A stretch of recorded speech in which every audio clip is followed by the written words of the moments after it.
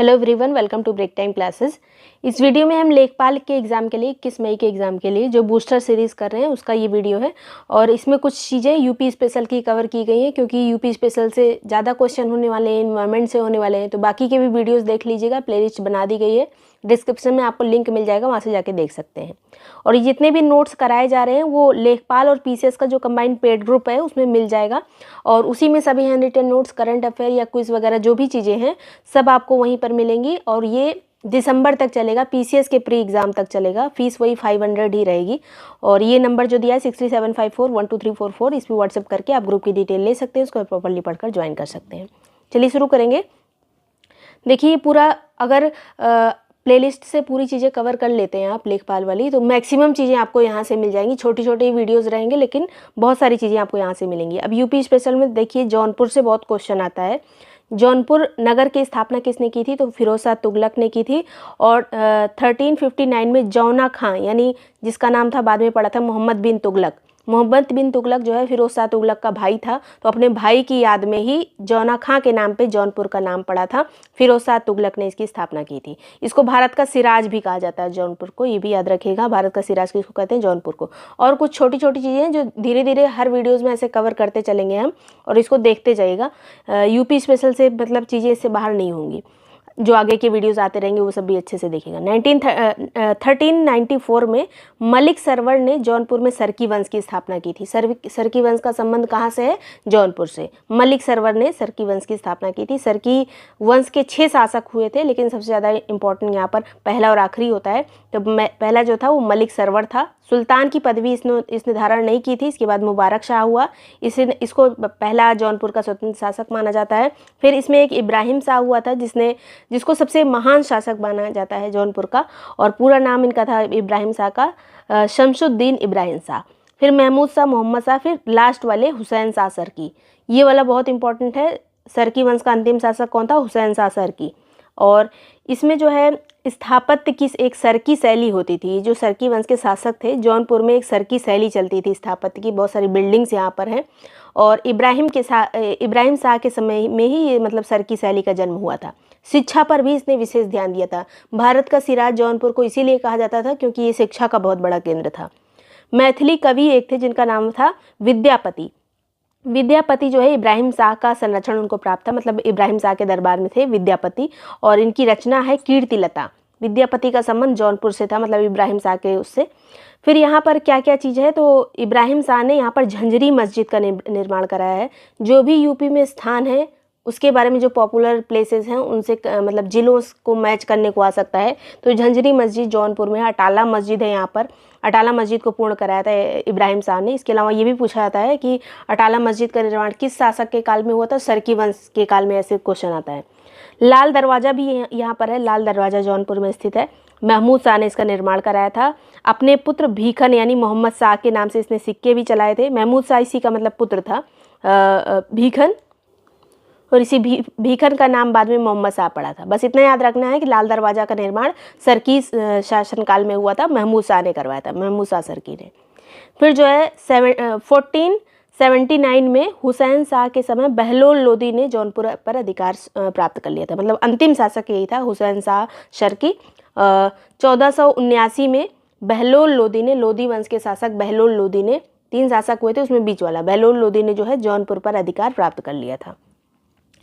तो ये चीज़ें जौनपुर के बारे में, बस इतनी चीज़ें हैं, एकदम याद रखिएगा। जौनपुर से क्वेश्चन आता है क्योंकि, इसलिए यहाँ पर लिखा हुआ है। 1857 की क्रांति और उत्तर प्रदेश का मतलब बहुत अच्छा रिलेशन है, तो ये क्वेश्चन बनता ही है। अगर हिस्ट्री से क्वेश्चन आ गया, अब सब कुछ से क्वेश्चन आएगा, मतलब यूपी से क्वेश्चन बनाने तो हिस्ट्री से ज़रूर लेना पड़ेगा। The Indian war of independence 1857, ये किसकी पुस्तक है? वीर सावरकर की। मतलब 1857 की क्रांति के बारे में बहुत सारी पुस्तकें लिखी गई, वही पुस्तकें हैं ये लेखपाल के एग्ज़ाम में भी आती हैं और बाकी के भी एग्ज़ाम के लिए इंपॉर्टेंट है, पीसीएस के लिए भी इंपॉर्टेंट है। हर बार लगभग यहाँ से क्वेश्चन आ जाता है, और सबके नाम लगभग सेम तरह से है, इसलिए कन्फ्यूज़न होता है कौन सा युग्म सुमेलित नहीं है इसमें। तो ये याद रखिएगा। The Indian war of independence, ये 1857, ये वीर सावरकर की है।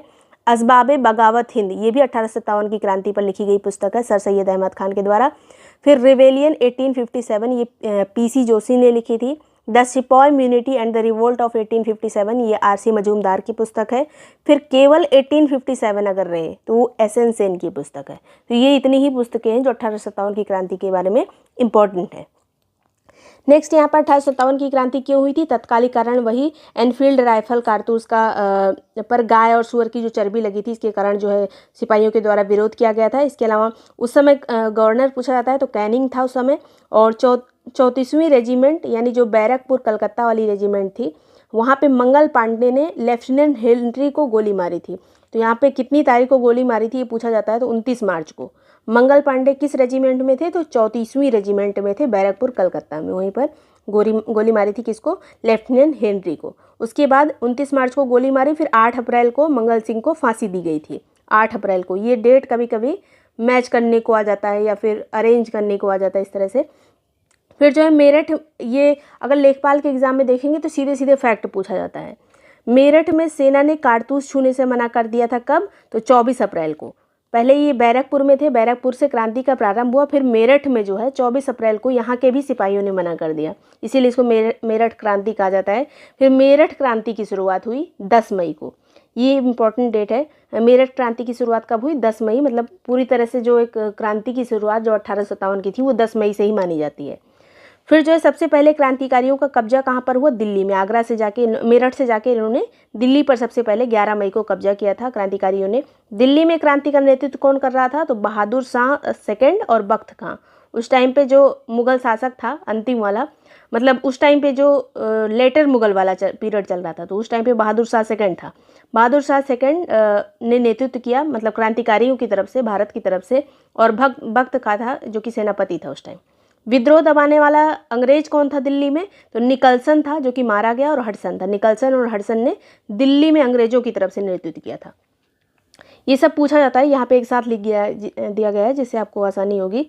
सबसे पहले दिल्ली को ही अंग्रेजों ने वापस भी ले लिया था। सबसे पहले दिल्ली ही क्रांतिकारियों ने कब्जा किया था और सबसे पहले वापस भी दिल्ली ही चला गया था।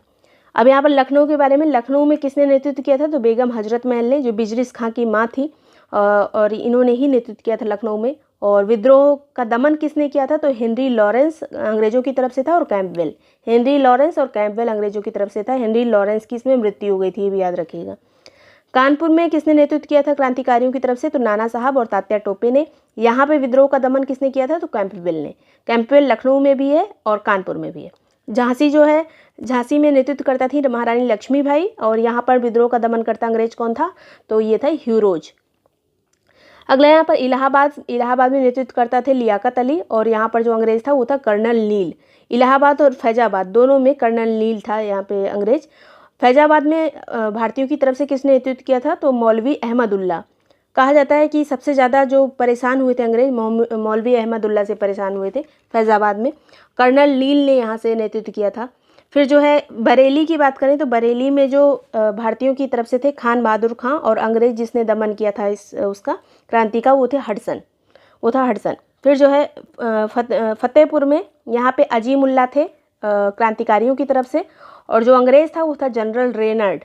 मतलब ये दोनों नाम बहुत पूछे जाते हैं एग्जाम में, सिर्फ लेखपाल नहीं, आप यूपी SSC के किसी भी एग्जाम में देख लीजिएगा। जगदीशपुर बिहार में, ये बिहार की बात की जा रही है, कुंवर सिंह ने यहाँ से नेतृत्व किया था, और यहाँ पे अंग्रेज कौन था? तो विलियम टेलर और विंसेंट आयर। तो ये नाम इंपॉर्टेंट हैं। फैज़ाबाद वगैरह के क्रांतिकारी कौन थे ये सब पूछ लिया जाता है। बरेली से कौन थे, फतेहपुर से कौन थे, इलाहाबाद से कौन थे, ये सब नाम याद रखिएगा। फिर जो है जून 1858 में, मतलब 1858 में ये विद्रोह जो है पूरी तरह से इसका दमन कर दिया गया था। भारतीयों में जो बुद्धिजीवी वर्ग था उस टाइम पे 1857 के विद्रोह के बाद ये चाह रहा था कि जो कंपनी का शासन है भारत में वो खत्म हो जाए, और सीधे हम, मतलब जो महारानी जैसे इंग्लैंड में शासन चलता है वैसे यहाँ चले। तो कंपनी से लेकर क्राउन यानी महारानी विक्टोरिया को सत्ता का हस्तांतरण कब हुआ था? तो 1 नवंबर 1858 में इलाहाबाद में इसकी घोषणा की गई थी। 1 नवंबर 1858 याद रखिएगा, क्राउन को ट्रांसफ़र हो गया था सत्ता कंपनी से लेकर। फिर ये दो एक चीज़ बहुत इंपॉर्टेंट है। कवि वचन सुधा पत्रिका ये जो है किसने लिखी थी? भारतेंदु हरिश्चंद्र ने इसके संपादक थे। और ब्रिटिश भारत के खिलाफ जिहाद का नारा किसने दिया था? तो जिहाद दिया था मोहम्मद कासिम ननौतवी और रशीद अहमद गंगोही ने। देवबंद मदरसा कहाँ पर है? यहीं से संबंधित है। ये देवबंद मदरसा है सहारनपुर में, वहीं से संबंधित है। ये दोनों लोग का नाम याद रखिएगा। देवबंद मदरसे से किनका संबंध है? मोहम्मद कासिम ननौतवी और रशीद अहमद गंगोही का। फिर जो है जिहाद आंदोलन इसको कहा जाता है। मोहम्मडन एंग्लो ओरिएंटल कॉलेज की स्थापना कब हुई थी? तो 1875 में 1875 में स्थापना हुई थी मोहम्मडन एंग्लो ओरिएंटल कॉलेज की। किसने की थी 1875 में? सर सैयद अहमद खान ने। कहाँ पर? अलीगढ़ में की थी। बाद में यही जो है अलीगढ़ मुस्लिम यूनिवर्सिटी भी बना था। नेक्स्ट है यहाँ पर 28 दिसंबर 1885 में भारतीय राष्ट्रीय कांग्रेस अधिवेशन में यूपी के प्रतिनिधि कौन थे? जब पहली बार अधिवेशन हुआ था कांग्रेस का 1885 में, तब भारत मतलब यूपी की तरफ से कौन कौन शामिल था? तो टोटल तो 72 शामिल थे पूरे भारत से, और यूपी के इसमें थे ये गंगा प्रसाद वर्मा, प्राणनाथ पंडित, मुंशी ज्वाला प्रसाद, जानकीनाथ घोषाल, रामकली चौधरी, बाबू शिव प्रसाद, बाबू जमुना दास और लाला बैजनाथ। 1 2 3 4 5 6 7 8 लोग शामिल थे यूपी के। 72 में से 8 यूपी के थे पहले कांग्रेस अधिवेशन में। अब कब यहाँ पे अधिवेशन हुआ था यूपी में? 1947 तक, जब तक हमारा देश आज़ाद नहीं हुआ, यूपी में कांग्रेस के 9 अधिवेशन हुए थे। सबसे ज़्यादा कहाँ पे हुए? तो इलाहाबाद में 3 बार हुआ था, लखनऊ में 3 बार हुआ था, ये सबसे ज़्यादा है, मतलब इलाहाबाद और लखनऊ में सबसे ज़्यादा बार हुआ है। इलाहाबाद में कब हुआ था? तो 1888 में हुआ था, जिसमें जो अध्यक्ष थे उस टाइम पे कांग्रेस के, वो थे जॉर्ज यूल, जो पहले अंग्रेज अध्यक्ष बने थे। वो अधिवेशन कहाँ हुआ था? इलाहाबाद में। फिर जो है 1892 में अधिवेशन हुआ था इलाहाबाद में, WC बनर्जी इसके अध्यक्ष थे। फिर 1910 में इलाहाबाद में अधिवेशन हुआ था, विलियम वेडरबर्न इसके अध्यक्ष थे। 1888, 1892 और 1990 3 बार इलाहाबाद में अधिवेशन हुआ है, तीनों याद रखिएगा। लखनऊ में 3 बार अधिवेशन हुआ था, 1899 जिसमें रमेश चंद्र दत्त अध्यक्ष थे कांग्रेस के, 1916 जिसमें अंबिका चरण मजूमदार यहाँ पर अध्यक्ष थे, फिर 1936 इसमें जवाहरलाल नेहरू अध्यक्ष थे। 3 बार लखनऊ में हुआ, 1899, 1916, 1936। फिर जो है बनारस, कानपुर और मेरठ में एक बार हुआ है। बनारस में 1905 में हुआ था, जिसमें गोपाल कृष्ण गोखले अध्यक्ष थे। कानपुर में एक बार हुआ था 1925 में, जिसमें सरोजनी नायडू अध्यक्ष थी। पहली भारतीय महिला अध्यक्ष यही बनी थी। पहली महिला अध्यक्ष कौन बनी थी? तो एनी बेसेंट बनी थी। और ये वाला भारतीय महिला वाला क्वेश्चन है, जो कि कानपुर में हुआ था 1925 में। सरोजनी नायडू इसमें अध्यक्ष थी। पहली महिला अध्यक्ष 1917 में एनी बेसेंट बनी थी। फिर जो है मेरठ में एक अधिवेशन हुआ था 1946 में, जिसमें आचार्य JB कृपलानी इसके अध्यक्ष थे। तो ये टोटल 9 अधिवेशन यूपी में हुए थे 1947 तक। 1885 में स्थापना हुई थी कांग्रेस की, उसके बाद से ये 1947 तक सारे अधिवेशन हुए। फिर एक चीज़ यहाँ पर है, चौरी चौरा जो घटना हुई थी गोरखपुर में, चौरी चौरा क्रांति के नाम से जिसको जाना जाता है। चौरी चौरा घटना जो है 5 फरवरी 1922 में हुई थी। 23 पुलिसकर्मी की इसमें मृत्यु हुई थी। जो आग लगाई गई थी उसको विद्रोही, मतलब जो क्रांतिकारी थे उन्होंने पुलिस स्टेशन को आग लगाई थी। फिर जो है नवंबर 1928 में साइमन कमीशन विरोध का लखनऊ से किसने नेतृत्व किया? क्योंकि यूपी का क्वेश्चन है ये। साइमन कमीशन का विरोध तो हर जगह किया जा रहा था, लेकिन लखनऊ से नेतृत्व किया था जवाहरलाल नेहरू ने। साइमन कमीशन भारत कब आया था? तो 3 फरवरी 1928 को। और ये नवंबर 1928 की बात है, जब विरोध यहाँ पर लखनऊ में किया जा रहा था। नेक्स्ट यहाँ पर है स्वराज पार्टी की स्थापना कब हुई थी? तो 1923 में हुई थी इलाहाबाद में। इसके अध्यक्ष थे चित्तरंजन दास और महासचिव थे मोतीलाल नेहरू। 1923 में इलाहाबाद में स्वराज पार्टी की स्थापना हुई थी। फिर भारतीय कम्युनिस्ट पार्टी का पहला सम्मेलन कब हुआ था?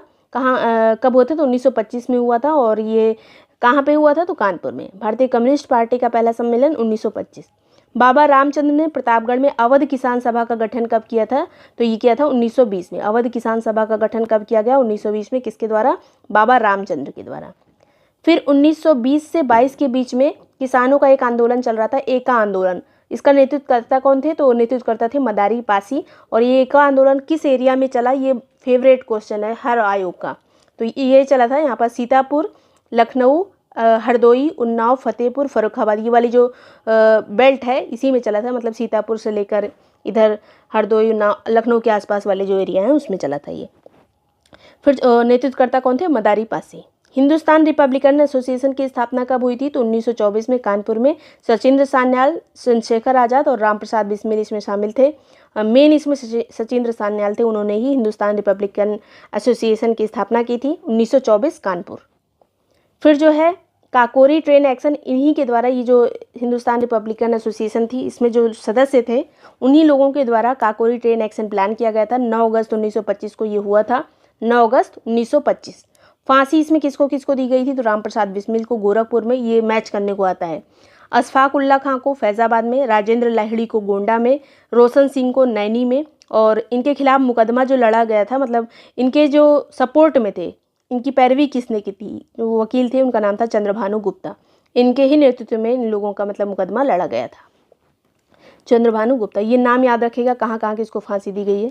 चंद्रशेखर आज़ाद वीर गति की डेट क्या है, तो 27 फरवरी 1931। 27 फरवरी 1931 कहाँ पर, अल्फ्रेड पार्क में। अखिल भारतीय किसान सम्मेलन की स्थापना कब हुई थी, तो 1936 में हुई थी। इसके अध्यक्ष थे स्वामी सहजानंद। 1936 में अखिल भारतीय किसान सम्मेलन की स्थापना हुई थी और स्वामी सहजानंद इसके अध्यक्ष थे। सचिव थे NG रंगा, दोनों के नाम इंपॉर्टेंट हैं। समानांतर सरकार की स्थापना यूपी में कहाँ पे की गई थी, वैसे पूरे इंडिया में 3 जगह पे की गई थी, लेकिन यूपी में कहाँ की गई थी, बलिया में। 1942 में स्थापना हुई थी चित्तू पांडे के नेतृत्व में। तो ये इतनी चीज़ें हैं और ये एक बूस्टर वीडियो है जिससे आपको क्वेश्चन मिल सकते हैं लेखपाल के एग्जाम में। बाकी के एग्जाम के लिए इंपॉर्टेंट है। सारे नोट्स जो हैं वो लेखपाल वाले ग्रुप में, आपको जो पीसेस और लेखपाल वाला ग्रुप है उसमें मिल जाएगा। ज्वाइन करने के लिए जो व्हाट्सएप नंबर है इसी पे आप मैसेज कर दीजिएगा ग्रुप डिटेल्स, तो आपको डिटेल भेज दी जाएगी, उसको प्रॉपर्ली पढ़कर ज्वाइन कर सकते हैं। लेखपाल लिखेंगे या लेखपाल का चाहिए होगा तो लेखपाल लिख दीजिएगा, और उसका चाहिए होगा तो पीसेस का, लेकिन ग्रुप वही सेम ही है, आपको वही वाला ग्रुप मिलेगा। Thank you so much watching break time classes.